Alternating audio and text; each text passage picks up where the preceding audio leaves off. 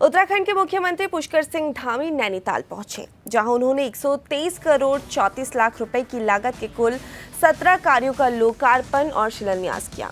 भीमताल के हिमगिरी स्टेडियम लेटीबुंगा पहुंचे।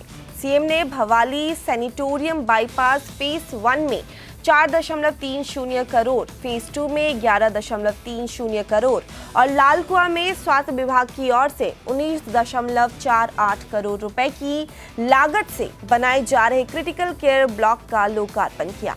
इसके अलावा हल्द्वानी और गोलापाड़ स्थित इंदिरा गांधी अंतर्राष्ट्रीय स्पोर्ट्स कॉम्प्लेक्स की सुरक्षा के लिए बाढ़ सुरक्षा कार्य फेज 1 में 14.30 करोड़ और पंगोट दचोरी मार्ग के निर्माण में 8.19 करोड़ रुपए का शिलान्यास किया। इस अवसर पर स्थानीय लोगों ने उनका स्वागत किया, जिसके बाद सीएम धामी ने मुक्तेश्वर में विशाल जनता को संबोधित किया।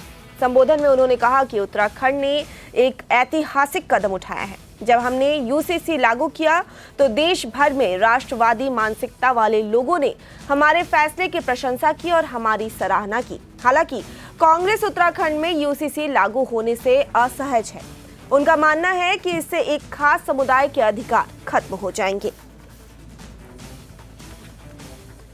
उत्तराखंड से निकली है।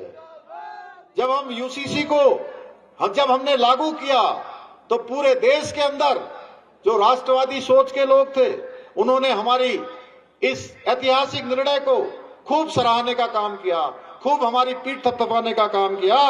लेकिन कांग्रेस को समान नागरिक संहिता उत्तराखंड में लागू होने से भी तकलीफ है। उन्हें लगता है कि इससे एक समुदाय विशेष के अधिकार छीने जा रहे हैं। परंतु आप बताइए, क्या हम अपने उत्तराखंड की माताओं को, बहनों को, महिलाओं को, उनके उत्पीड़न को बर्दाश्त कर सकते हैं क्या? क्या किसी को धर्म के आधार पर कानून के साथ खिलवाड़ करने की खुली छूट दे सकते हैं? लेकिन कांग्रेस अपनी वोट बैंक की राजनीति के चक्कर में सच्चाई का सामना नहीं करना चाहती है। भाइयों बहनों, हमने उत्तराखंड में पनप रही विभाजनकारी मानसिकता पर अंकुश लगाने के लिए राज्य में एक नया कानून लागू करके अब मदरसा बोर्ड को समाप्त करने का निर्णय लिया है। अगले वर्ष से 1 जुलाई 2026 से राज्य के अंदर वो सारे मदरसे बंद हो जाएंगे जिसमें राज्य के शिक्षा बोर्ड के द्वारा निर्धारित पाठ्यक्रम नहीं पढ़ाया जाएगा। भाइयों बहनों, हम देवभूमि में जिहादी मानसिकता को पनपाने वाले अलगाववादी केंद्र नहीं, बल्कि ज्ञान और संस्कार के मंदिर स्थापित करना चाहते हैं। जब हम अल्पसंख्यक स्कूलों में भी गुरुवाणी गूंजेगी, इसमें भी कांग्रेस के मित्रों को परेशानी हो रही है। हमने राज्य में बच्चों को गुमराह करने वाले 200 से 50 से भी अधिक मदरसों पर ताला लगाने का कार्य भी किया है। इसमें भी कांग्रेस को परेशानी है। जब हम सनातन धर्म को बदनाम करने का षड्यंत्र करने वालों के विरुद्ध सख्ती से कार्रवाई करते हैं तो कांग्रेस का पेट क्यों दुखता है? भाइयों बहनों, ये मेरा प्रश्न है कि जब भी हम जो है ऐसे छद्म वेशधारियों को ऑपरेशन कालनेमी चलाकर जेल की सलाखों के पीछे पहुंचाते हैं, धर्म की आड़ में जो बाधा बनते हैं, धार्मिक भावनाओं को आहत करने का काम करते हैं।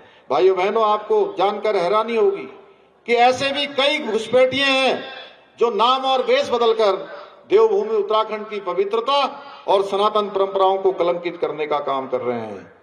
और अब जब ऑपरेशन कालनेमी के माध्यम से ऐसे पाखंडी और विधर्मियों को उनके खिलाफ कार्रवाई हो रही है तो इसमें भी कांग्रेस के लोगों को समस्या होती है। लेकिन मैं स्पष्ट कर देना चाहता हूं कि हम ऐसे घुसपैठियों को देवभूमि उत्तराखंड से निकालकर